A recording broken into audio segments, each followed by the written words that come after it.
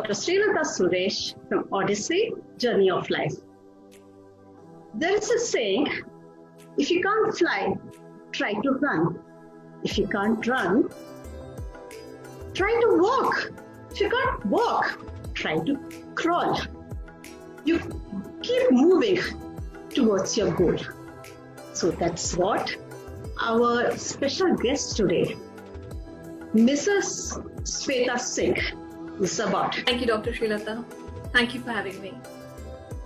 She's a charming, beautiful lady from India, Uttar Pradesh. A warm welcome to you, Shweta Singh. Namaskar to all our gracious audience.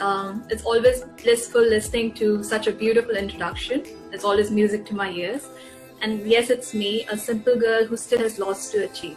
So today I'm so privileged and honored to be here at Odyssey, Journey of Life talk show. And thank you so much once again, Dr. Srilatha, for inviting me. About Mrs. Shweta, her journey is not very rosy, I should say. She lost her father at a younger age. She had to go to school around, I think 50 kilometers she has to travel, and that too she has to travel by bicycle and boat and public transport. It's not easy, and she didn't live with that. She completed her education, and then, and I should say that from UP, she's from a rural UP, and she's the first lady pilot from UP, and she has got lots of award for it. Congratulations, Mrs. Shweta. Thank you so much. Can you tell something, a brief about yourself? Yeah, so Dr. Srilatha, as I mentioned, I'm a very simple person, and whatever I've achieved in my life, thanks to my mother, who believed in me, as you already mentioned about my journey.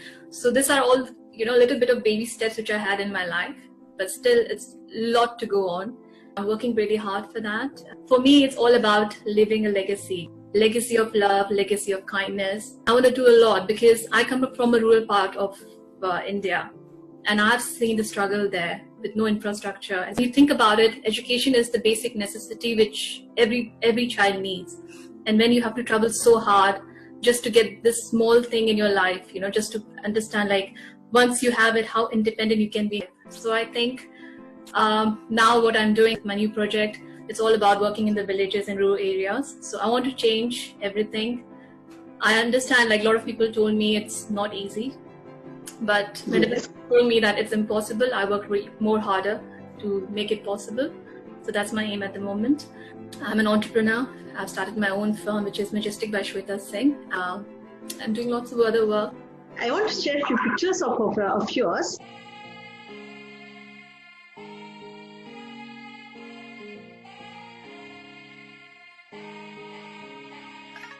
You are still a pilot, and it's really nice. It's not an easy job to fly on the air. I remember once I read Dr. Kalam, our former president's book, Fire of Life. In that he said, I saw the birds flying, and then it inspired me to fly on the air. So what made you fly? And a lot of appreciation. I just want to read it out. It's you got the Governor's Gold Medal Award presented by the Governor T.V. Rajshekhar for Best Cadet in 2004. And you had a Best Pilot Award from All India Air Force, and Pride of Sandeep College Award, Best Grooming Award, Program Qatar Airways, Letter of Appreciation as Cabin Services Director, Trainer Award, and a lot more. Congratulations to you. What made you become a pilot? Why did you choose that line? As I mentioned, Dr. Srilatha, I come from a village in Uttar Pradesh, where until very recently, being born as a girl child was never the norm of celebration. My sister and I, since the age of 9 and 16 respectively, were raised by a resilient, strong mother who never gave up on education in spite of financial crisis and background noises. Since my childhood, flying like a bird has been my cherished desire. I always had big dreams, dreams which many people told me are unachievable. And the more people told me it can't be done, the more determined I became in life to work harder with passion and leave a dent. Honestly, for me, it's never about women versus men challenge, but it's all about my past versus my future. As said, in the middle of difficulty lies opportunity. So during my first day in college in Varanasi, we got a memo about a voluntary selection in the Youth Air Wing of the Indian Armed Forces. Many aspirants applied, and in the interim, 4 girls were recruited from my college. Fortunately, I was one of them. We went through military training with many other recruits in parades, aeromodeling, and small arms training such as .22 rifle, .22 deluxe sport rifle, and double barrel shotgun for skeet shooting. Lots of adventures and discipline exercises. And then we were introduced to the beauty Zen microlight aircraft, which is Zenith's STOL CH-701, short takeoff and landing. I was trained under Wing Commander MM Nasir SC, who's a recipient of Shaurya Chakra Gallantry Award. So just a brief technical introduction about Zen microlight is that it is a 2-seater aircraft, endurance of 4.6 hours, the Throtex 912 4-cylinder liquid cool piston 80 horsepower engine, and it is designed by Chris Hines. So from the very first day, our rigorous training on Zen microlight began. When I airborned with the commanding officer for familiarization sortie, this was the first time Dr. Srilatha had ever been on an aircraft. So to live among the clouds, the feelings are always a combination of exhilaration, excitement, and freedom. The training and discipline was very intense, but it was all worth it. To be able to compete at All India Vayusainik flying competition, which took place at Jakkur Aerodrome in Bangalore.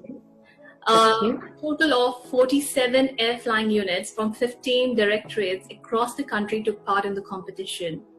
We had written exams, familiarization flights, and then practical flying sortie, where the examinee is in the command of the aircraft under the supervision of the Air Force Flying Commanding Officer, who is the examiner. When the result was announced, I think the hard work was finally paid off then. So being the first female pilot gold medalist from Uttar Pradesh was my first baby step forward to success. To work hard and let's see, not only to improve my life, but the lives around me. Oh, that's lovely. That's lovely. That's lovely. It's not that you should dream. You should dream and achieve it. Yes. Yeah.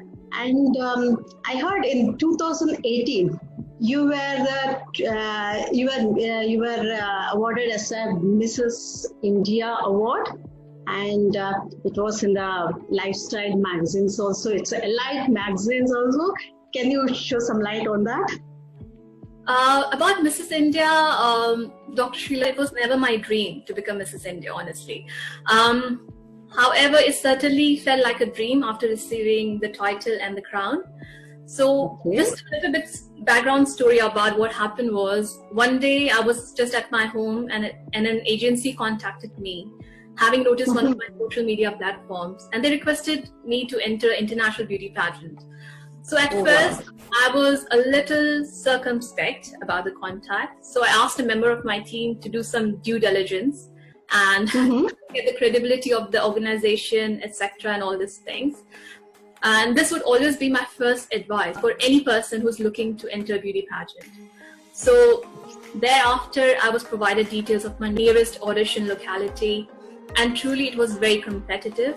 On the day I auditioned, there were well over 300 contestants. And later on, I found out that over 10,000 people had auditioned across the country. Wow. So I immediately understood this was going to be a tough competition. It's not. Yeah. So after being initially selected, I thought I may just get to the next round only. In case it was a 7 months process, and which covered many types of social work, online promotion, raising of funds for charities, catwalks, learning and designing your own outfits. So a lot of tasks were given to us during that time. And the semi-finale took place abroad in Greece, which was quite magical. And it was, however, a very grueling schedule, non-stop for 5 days. Early morning starts and very late finishes, with little or no time to rest in between. What amazed me was each contestant had gone to in order to improve themselves over this 7 months period. I barely recognized some of my co-contestants. And what more amazed me further was the way the entire group came together to help and support each other, both physically and emotionally. The finale was in Delhi, which was very spectacular, and I was very proud to have come through to the final and then be crowned in front of my family, in front of my mother, my husband, my sister, watching in the crowd. Mrs. India Worldwide, the winner, Shweta Singh.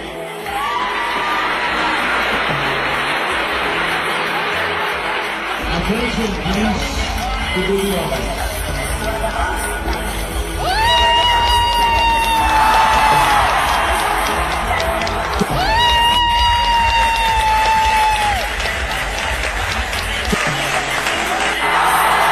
Honestly, I never dreamed, let alone ever thought entering a beauty pageant.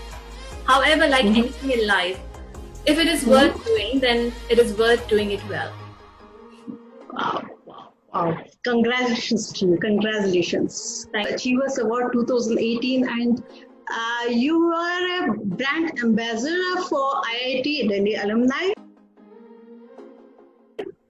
And of course, you are Miss World. Miss India Worldwide in 2018. Wow, that's really amazing. The blessings of my mother, my family. You know, I've got a very supportive husband, Dr.Srilatha, and when I meet inspiring people like you, it inspires me more to do much better in my life. So I think the credit goes to everyone, not only me. It's just that I'm putting my effort, but from behind there are a lot of, helping hands. And I think for the past 10 years you are in London. How do you manage being in London and working here? And here you are a very busy person. So how do you manage work life, home, and as well as in different countries? Dr. Srilatha, for me, I always consider like female, they are multitaskers. You have to have the superpower because everybody is unique. And at the end of the day, you have to find out time for your own family, for your own work. And you have to, if you're very much focused in your work, I think everything is possible, no matter in which part of the country you are, whether you're in India or United Kingdom. And we have so many technologies now. So it's much easier for me to commute and communicate. And that helps me a lot with my work. And I try to balance everything. That's what is needed to have a good life. Yes, and I heard just few days back you have come back from UK and you're on your project in rural India. I think it's in Uttar Pradesh, rural Uttar Pradesh you are doing? Yes. At present, we have started our work in Haryana. And Haryana, our project was already started last year, then we'll move to Uttar Pradesh. In Haryana, as well as in Uttar Pradesh, you're working in the rural area and helping the children and reasonably backward areas you are going. But nowadays, the children, they are compared to the earlier days, they are much better. What do you think the children born today have better scope, better vision, better opportunity compared to those, and those who are, and even to some extent the parents also support them.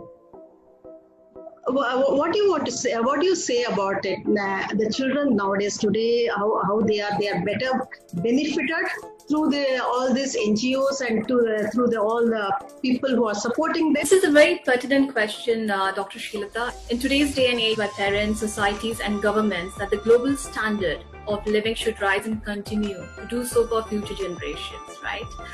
So, however, it would be perilous to assume children born today would have better lives than their parents, whether they are orphans or whether they have got families to look after. So this is due to a number of factors which exist today that did not necessarily exist before. In general terms, we live ever more complex lives with heightened levels of competition and access to information that simply did not exist. Secondly, due to changes in the Earth's climate and matters of global pandemics, now a stark reality. Children born today will have to face unprecedented challenges. and the occurrence of these global challenges will only increase as our society evolves. More positively, we are now seeing large and multinational coordination between leading states for the betterment of our holistic future. This is due to primarily a large awareness campaign surrounding the various societal and environmental challenges. Thirdly, leading states with responsible governance are dedicating huge budgets towards tackling these mutual concerns. Finally, the private sector using innovation and technology are working together with government bodies to help address these concerns before they become a reality. Dr. Srilatha, on a more macro level, our future generations are benefiting from direct and in most cases, free access to information via the internet and smart technology. Whilst for the most part this can and does benefit the younger generations, a lot of our children's future depends on how they are raised and nurtured in their respective homely environments. The priorities and support that younger generations receive from their parents and elders no doubt has a large impact on their personality, their behavior, and ultimately how they will develop later on in life. From a personal point of view, growing up in a feudal and rural society, I was faced with prejudices and bias predominantly from the elder and male members of my local society, as if to be born as a girl was a huge crime. After the untimely passing away of my father at such a young age, my mother faced both extreme financial pressure as well as social pressure to get me married and not to waste money on my education. However, my mother, who took stand, she believed in me and always encouraged me to follow my dreams. With support and guidance and the example of back-breaking work always in front of me, I had all the ingredients to push forward, get out, knock on doors and shatter the glass ceiling. I am but one example where the guidance and personal upbringing can have such a massive impact on a child's life. And I'm elated to say that today there is a huge celebration whenever a girl is born in my village. That's really good. That's good. That's good. To some extent, now it has changed. The girl and boy, not much differences are there, but still in some rural places or in some, even in cities or somewhere, some families, they believe, boy is born, it's good for the family. It's an asset for the family. But what, according to you, so you have gone to so many villages and worked with the people. What do you think? What worries you that the people are taking it very lightly? Like, say, some, for instance, now people are during this pandemic, people are wearing masks and protecting themselves, but to major portion of people, they are not doing it. Like that, what you think people are very careless or they don't worry, it doesn't matter, and it actually they should. In which field you feel like that the importance should be given to some, maybe for the toilets and other places like that, or what do you think? Why people are taking it very lightly? They don't worry. It's okay. It's chalta hai, like that. Your safety and the safety of your family is in your hands, and the rules are made, for our own protection. It's all up to us how we abide. Sometimes people, they say it's fine to break the rules, just as you said, chalta kind of attitude. We should ignore those kind of things. At the end of the day, if you don't worry about yourself, at least worry about your family, your children at home, your elders at your places, and take all the safety precautions. Keep washing your hands at all point of time. Wear your mask, and with God's grace, the vaccination is all over the world now. I already received my first dose and waiting for the second. So, it's a blessing. We are in such a fast technology world that the awareness is so much there. So I would request all the people, just come forward and take the vaccine and protect yourself. We have been in this pandemic for more than a year now. I remember 1.5 years, yeah. March was our first lockdown in India, and the economy has suffered, the family has suffered. Our especially people like doctors, nurses, all the care workers, the delivery people, working hard. They have worked so hard for us. and this is the time to pay off. So if we can do a small little things, just making sure that we take safety in first hand, wear the mask at all point of time, sanitize our hands, and if you see any person who can't afford that, even I feel very surprised on the road when people are walking. Even if it's a female, she make sure that she covers her face with a dupatta. So awareness is there. People understand how important is this, and if you see if someone is not doing it, it's your right to go forward and tell the person, just please wear your mask, not only for your safety but the safety of the people around you. So I think this has to be practiced, and fingers crossed we'll be out of this pandemic very soon and get back to our normal life. I hope very soon, by this year, we should be in our normal days. And yeah, people are aware of it, but they are sometimes, I feel they are neglecting it also. They feel like I said, it's chalta hai. It's a social problem for them. And regarding what social stigma does society need to get over? Wow. Yeah. From my perspective, social stigma leads to prejudices, which are both unreasonable and troublesome for society. Within the populations of this planet, we are constantly seeing stigmas associated with individual skin color, race and creed. This is no longer cross-border stigma. However, it is within the population of each country. The stigmas are leading to inherent prejudices towards female and cross-gender individuals, racism towards people of a certain skin color, which has led to large-scale global movements, such as Black Lives Matter, and in some countries, outright changes in national policies to favorite certain castes and creeds over others within the same country. This has long happened, Dr. Srilatha, in tribal conflicts in Africa, for an example. But yeah, the color nowadays, slowly it is going out. The colors, all that, whether you're black or brown or fair complexion, it's the work that is more recognized. Yeah, but still, in some places, I find people are dark complexion people are looked down upon, and it should not be. Actually, we should change ourselves.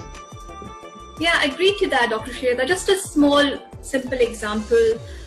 I went to one of the store, and then the staff who was working there, she approached me to assist me with all the products she had, and she said, "Why don't you apply this, because it'll help you to get rid of dusky skin." And I said, "But I love dusky skin. I love to be tanned. I love, I love dark complexion. I love it. Why I want to go on a fair complexion? I know that I am, my complexion is not dusky, but still I love having dark skin. I love tanning myself under the sun."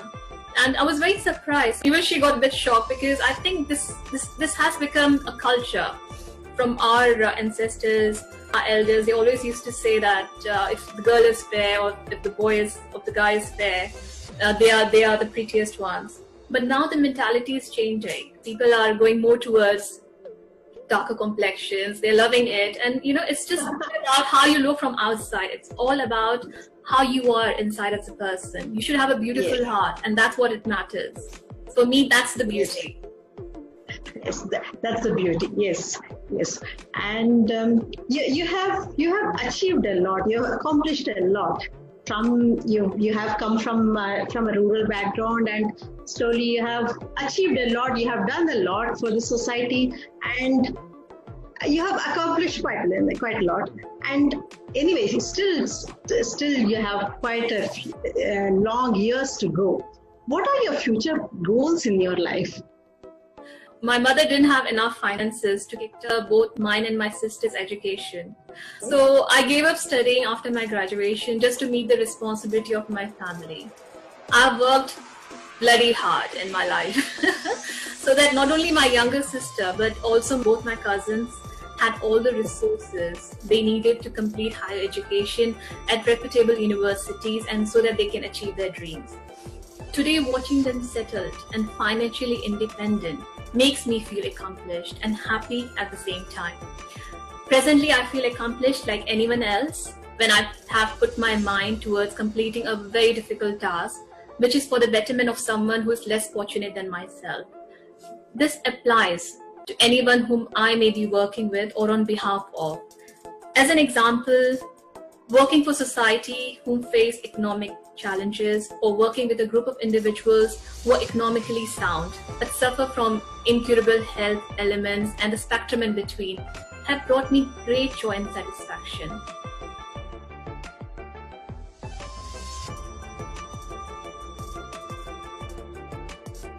When I began my career as a pilot in our armed forces, being able to take a plane up into the sky by myself really gave me a sense of how far I had literally come. Being honored by the political leaders of our country and Commander-in-Chief Dr. APJ Abdul Kalam at Rashtrapati Bhavan was especially very gratifying for me. And what made it all the more happy was how proud my mother was on that day. For my future goals, as you asked, I want to do anything and everything. मुझे सब कुछ करना है. And I want to leave behind a legacy, as I mentioned before, of love and kindness. The situation on the ground is always fluid, and it is up to us to stay flexible to keep up with the moving times. Beyond this, my goals are just as anyone else's in the world, to try and remain fit and healthy in these challenging times, to continue to work hard and to continue to see people being uplifted by the social programs I'm doing with the government authorities, and finally to be able to travel more freely around the world, so I may continue to engage with stakeholders and leaders to bring about positive changes for our people. Very nice answer. Actually, I wanted to ask you about you're a founder of Navami and you're a founder of Majestic Shweta Singh. With regards to my company, Majestic by Shweta Singh, my most recent initiative is Navami, which is the National Ambassador for Villages and Aspiration for Mission India. With our vision, self-reliant rural India, Atmanirbhar Gramin Bharat. So this initiative is designed to help lift the economy of the rural sector, the place where I grew up and to where my heart belongs. So our initiative spans many individual projects, both physical and in terms of coordinating on behalf of with multiple stakeholders. Firstly, we are looking to help bring investment into the rural sector by improving incumbent infrastructure of any given village. This in turn improves the living standards of the population and helps the area look more attractive to outside investors. As we all know, nearly 2/3 of the Indian population still lives in rural settings. Therefore, the nation's largest resource, its people and their respective talent, remains hidden and untapped, and therefore unable to add proportional value to the economy. Therefore, Navami has been working as a catalyst to help regional, national and international companies to tap into the rural workforce. And just as an example, recently Navami was well placed to help a regional footwear brand in Haryana outsource part of its annual production to rural-based factory, where we employ local females in a clean and well-managed environment. The customer is extremely happy with the quality of the products, and likewise the factory is enjoying regular work translating into regular income for the factory owner and his employees. An increase in disposable income inevitably leads to an increase in standards of living. This is but one illustration of how Navami is working to add value to the rural sector and its respective collaborators. Do you see yourself 5 years from now? 5 years. Me as Majestic by Shweta Singh, A well-accomplished entrepreneur and a philanthropist. So that's how I look myself at 5 years from now. And yeah, that's my dream and that's my aim. Okay. That's a very diplomatic answer. Okay, we have almost come to the end of this show, this talk show, and you would like to tell our viewers something about your views and about our viewers. I would love to. My message to each one of you watching us is always remember, confidence is something you can teach yourself over the years. I have learned this from my lifeline, my mother and my husband, who have showed me that it doesn't matter what your circumstances are. What really matters is how big your dreams are. So on this positive note, I express my gratitude to Dr. Srilatha for having me, and also to all our esteemed audience once again. Please take care, be safe, and keep smiling. Namaste. Namaste. That's very nice. You have so much of desire to do so many things in your life. Yes, you will achieve it. And since life is, as I said in the beginning, your life is not of roses, it's of thorns. But still, you have achieved so many things in your life. And our blessings and wishes, everybody's wishes is there. Definitely you will do for the society, and your heart is in India. Whether you are in London or in any other place, but your heart is in India, definitely you will achieve whatever you wish for. Yes, because I'm a proud Indian, and I say this with pride. No matter which part of the country I am, in any part of the world I am, but never forget your roots. That's the main thing. And never forget how hard you have worked to be where you are at the moment. Yes, and with that note, we will take leave. We'll meet again with some more projects, some more talks. We want to talk to you. So till then, goodbye. Goodbye from Odyssey.